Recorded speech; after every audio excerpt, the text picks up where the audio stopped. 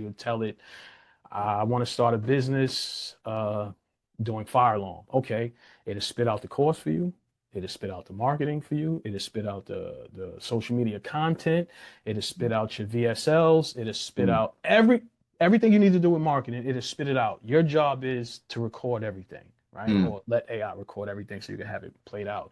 You have your high ticket course, you have your content engine course, and then you have your low ticket course, all built out. So that's what I'm using for the digital side. Then I have Zoho, which connects to my website, which is similar to GrowthWorks, but I'm only using it for just the email automations for the forms that I have on my website, and Mm. also the automations for GrowthWorks. That's a total beast, and Mm. how I do that. And then in between that is Zapier, Claude, Yep. and some other little tools that I use, like Gamma for presentations. Yep.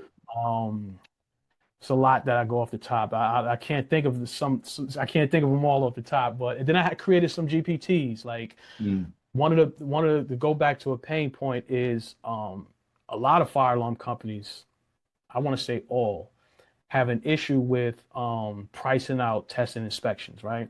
Let's say I go to a building, 10-story building, and it has, over 1,000 devices. Now, usually they just throw a number to that. No, I created an actual inspection calculator to where you could Mm. put how many is internal though, how many pull stations, how many horn strobes, how many relays, how many of everything in the system, how high are the ceilings, because the difficulty level will increase the rate. And Yep. then you put your rate. And then is it one guy or two guy? Boom, that's your price. That's your give